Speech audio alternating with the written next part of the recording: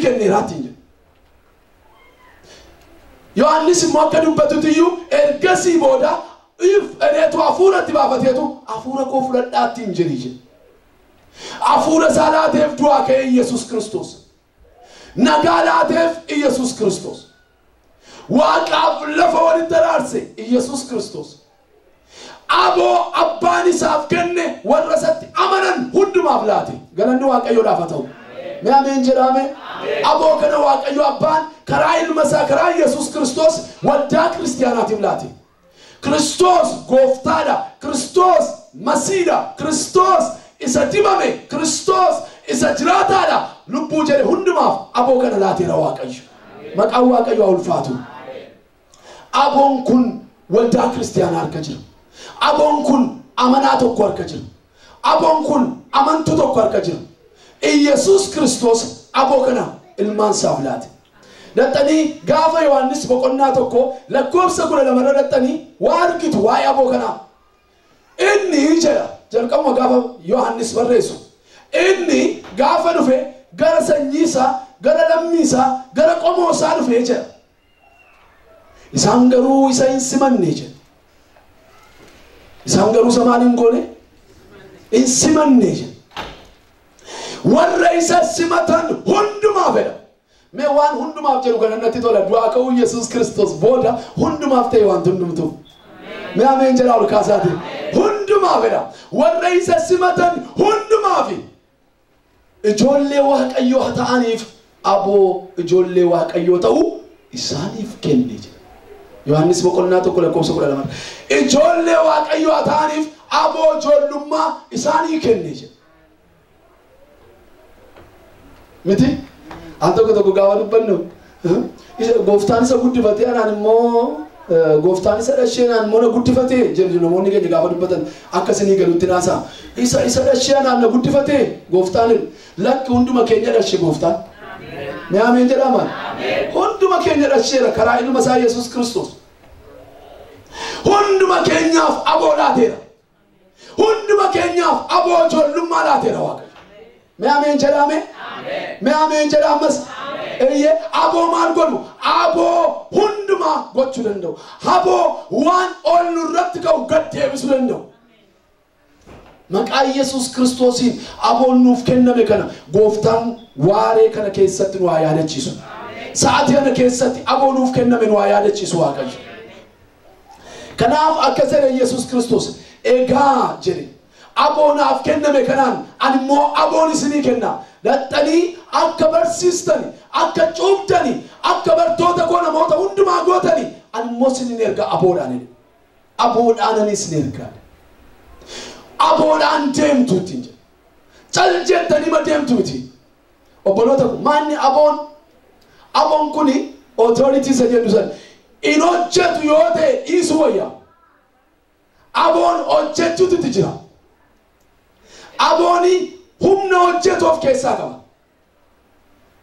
namni tokko aboo baatee aboo isaaf kenname hin hojjetu yoo ta'e hiikan qabu waldaadhaaf waaqayyo aboo laatee fi aboo kan exercising gootu yoo isheen ta'e practicing gootu yoo ta'e yoo ittiin hin hojjetu ta'e rakkina aboon laatame garuu akkuma laatametti jira waaqayyo nu haa gargaaru namoonni waaqayyo aboo laatameef kana beekuutu irra jira jechuudha aboo waaqayyo laateefin kanaan hojii waaqa isaanii hojjechuutti jira jechuudha saalfachaa miti wangeela kan nu lallabnu aboo itti lallabnu waaqayyo nu keessa kaa'e saalfachaa miti kan nu faarfannu kan nu waa'ee Yesuus dhugaa baanu aboodhaa wajjin waaqayyo kennaa kana nuuf kenneera mee ameen jedhame waldaan kiristaanaa aboo qabdi aboo wajjin waaqayyo ergaaf ishee kaase aboodhaa wajjin ishee hundeesse aboodhaa wajjin ishee kaase aboodhaan mishiinii Yesuus Kiristoos lafarratti jalqabe itti fuftee deemsisti aboodhaan hojjetti aboo waaqayyo sheelaa kenne kanaan waldaan kiristaanaa harrayyuu hidhuu dandeessi hiikuu dandeessi aboon isheedhaaf kenname kun olii waaqarraa waan ta'eef ishee keessatti harras jiraataan mee ameen jedhame harras hin hojjeta kana gaafa dubbatu Petros Fif Yesus Kristos Petros if Yesus Kristos gaafa laaltani Yesus Kristos waa dubbate Petrositti erganni ati masiidha ilma waaqayyooti isa dibameedha gaafa inni jedhe booda siin kana kan sitti mul'ise afuura waaqayyo abbaa gosa waaqarraati ergadhe booddee akkasitti hin jedhe ati kana booda dhagaadhaani miti ati kana booda dhagaadhaan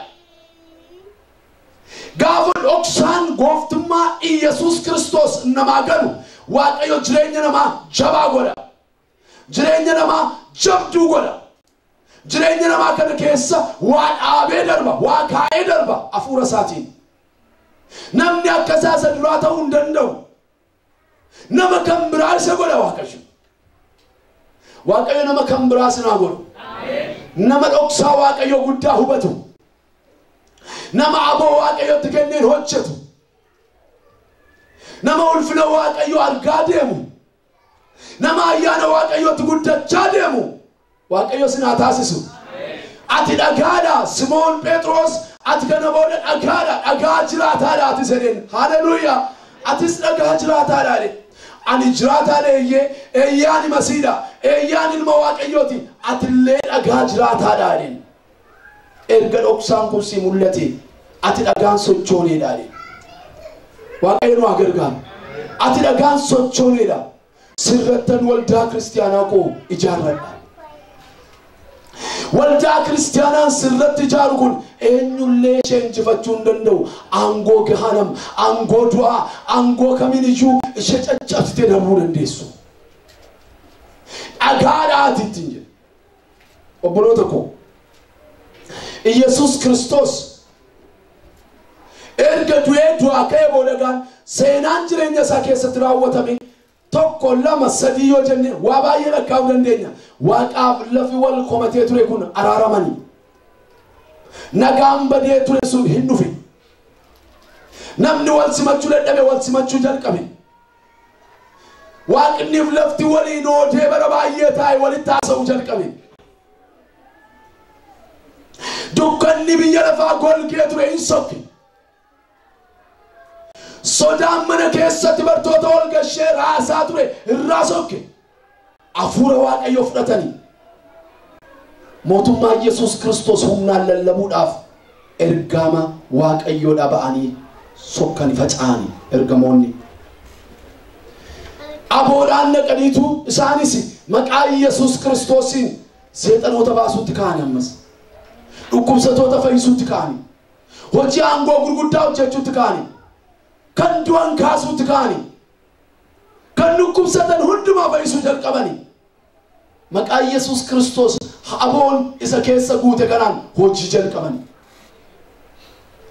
obboloota koo maqaan Yesus Kristos humna hojjetu of keessaa qaba aboon nuuf kenname isa jiraataadha aboon nuuf kenname harrayyuu hin hojjeta maqaan waaqayyo ulfaatu ameen engadamo kaleessa warra turtanitti meera waa'ee maqicha keessa dhoksaa guddaasa jiru humna guddaasa jiru barsiisaan ture maqaan Yesus Kristos maqaa kamitti iyyuu fakkaatti hin qabu maqaa seexanni dhaga'uu hin jaallanne maqaa seexannitti hin roomu maqaa aangoo qabeeyyiin hundumtuutti hin roqomaniidha maqaa jilbi hundinuu jilbeenfatuufiidhaadha Yesus Kristos gooftaadha aboo kanaga waldaa kiristaanaa keessa kaa'e waaqayyo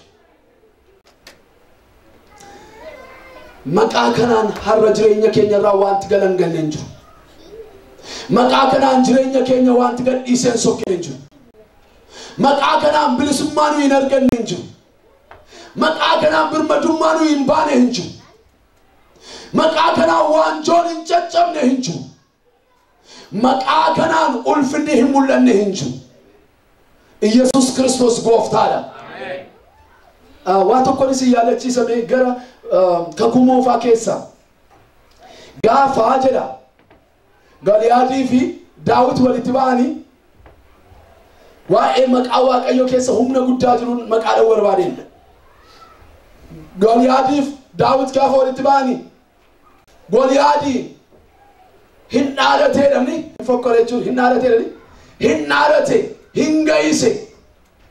Si mucaa xinnoo kana moode hammamna tuffatanii siinatti erganii ittiin jedhe.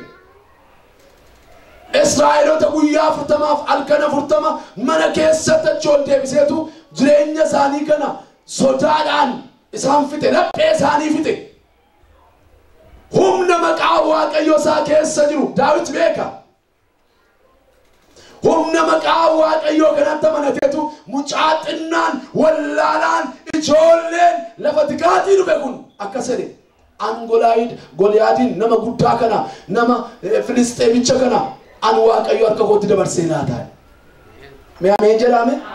Maqaa Waaqayyoo isaatti amanateeti. Humna Waaqayyoo isaatti amanateeti. Humni Waaqayyoo jiraataadha. Humni Waaqayyoo waan hin jirre jiraachisa. Humni Waaqayyoo waan jiru immoo akka hin jirre godha. Humni Waaqayyoo humna oliiti. Mee ameen jedhaa maaloo? Humna oliiti. Humni Waaqayyoo kun. Kanaaf akkas jedhama. Gaafa alaalaa walitti haasa'utti ka'anii dirree irratti walitti dhufanii wal lolan irratti waa dudubbatanii siin lafan si Muusaatti hin jedhaatti dhaqe Goliyaad. Loltuu beekamaadha. Filisxeemonni gubbaarra ka'anii ilaalu. Namni wallaalaan kun akkas jedhe. Ani ofii koostiin sitti hin dhufu. Humna hin qabu si loluuf. Maqaa isaatti ga'istu. Maqaa Waaqa Israa'eliin sitti dhufa. Waaqayyo har'a dabarsee harka koo keessa si buusa. Hallelujah! Waaqayyo dabarsee har'a harka koo keessa si buusa jedhe. Kana booda jedhe Waaqayyoon koo Waaqa ta'uusaa Israa'el hundumaa keessatti beekama. Morma keessirraa mureen gara biyya kootitti si fuudhee deema jedhe. Waaqayyo billaa koof har'a si godha jedhe. Obboloota koo bara baay'ee afisa ta'u akka Goliyaad guyyaa 40 halkan 40 afisa ta'u ol goleetti si gashee kan si rakkisaa jiru kan si boossaa jiru maali laata? Har'a jedhe Daawit. Mee har'a jedhe jedhame? Mee amma dabalaa jedhame? Har'a jedhe har'a Waaqayyoon koo inni amanadhe inniti maqaa isaatti ga'istu harka koo keessa si buusa jedhe. Hallelujah! Seenaatu galagala har'a jedhe. Seenaatu jijjiirama har'a jedhe. Ani morma kee fuudheen Israa'eliif misraachoo geessaa jedhe. Maqaa Waaqayyoo isaatiin lafa fuudhee dhagaa furuursaa isaa keessa kaa'ee gaafa darbatu eessa keessa dha'eedha? Jedhaa kaa? Mee walitti galagalaati? Walitti galagalaati yaadda isaa keessa. Mee walitti galagalaati laakkeedhaa mee Waaqayyoo jedha. Har'a si wajjin ta'aadha. Yeroo si wajjin ta'u kanaadhaani. Adda diina keetti keessa akkati xiyya kee buuftu si godhaadhaame. Waaqayyo diina kee jilbeenfachiisa har'a dhaawul kaasaati. Isa bara baay'ee sitti geessee waliin jedhame maaloo. Isa bara baay'ee si sodaachisee naan hime. Har'a dhaame.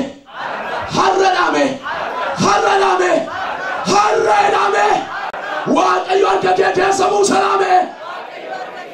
Seenaa jijjiireera dhaame ol kaasaati. Mee galata Waaqayyoodhaaf dhaame. Hallelujah! Yesuus Kiristoos siraataadha. Waaqayyo jedhe har'a jedhe har'a Waaqayyo harka koo keessa si buusa. Waan harka keessan keessa bu'uu didee sinitti ga'isu bara baay'ee. Egaa sagaleen dhufeera. Sabana nan dhageenye egaa sagaleen dhufeera. Waan bara baay'ee qoba galeetti si godhe. Waan bara baay'ee sodaattu si godhe. Obboleettii tokkotu eengaddaasi tajaajilee gaafa ganu vaayibarii irratti chaatii si godha mareettennaan nama Waaqayyooti rakkina guddaa keessa jirti biyya keenya jirti. Fiqiruun na bukkee na bira taa'aa ture. Isaa booddee rakkina guddaa keessatti mucaa kana haasofsiisuutu natti jiraata mee chaatii manaa na gootu jedhe. Ati cimtuudhaa gooftaa keetti hin jabaattaa Waaqayyo nama akka keetii waldaasaa keessaa qabaachuutti yeroo warra akka keetii argu na boona keessi koo natti tola hin jabaattamni akka kee duriin jedheen. amma akkasmitiin anjil yeennan amma haalli jiru hundumtu sodaattu na godheera sodaattu ta'een jira akkati duubna beektu sana miti onneen koo sun hin jiru humni koo sun hin jiru hamileen koo sun hin jiru sodaattu ta'een jira mucaa sodaattu taate kana isa hundumaa sodaachisu Kiristoosin takkatti lallabuutu naaf taareen ila haala sheerra gale kana deebisee irra dhaabuun maqaa Yesuusin naaf taaree mantaa wajjin akkasitti Yesuus Kiristoosi amma issi keessa jiraan jedheen anta tokko Yesuus ma gootaan olii jagna guddaa gara baannee sodaattu numan hin sodaati waliin jedhame har'a maaloo si keessa jira guddaan jedhame maqaa Waaqayyoo ulfaatu ameen ila si keessa tumanni jiru sodaattu dhati isa arguurra kina guddaadha yeroo baay'ee isa arguurra dafee kan nuu mul'atu haala isa dhaga'uurra damnee kan nu dhageenyu sadii inni jedhudha isa hubachuurra damnee kan nu hubannu isa naannoo keenya jirudha sagalee dhaga'amuudha jecha jedhamuudha oduu odeeffamuudha bilbila bilbilamuudha xalaa dhufuudha garuu Waaqayyo si keessa jira ameen inni garagachuu danda'u haala inni seenaa jijjiiruu danda'u boleessa inni goodaa fuudhee gubbaa nama godhu Waaqayyo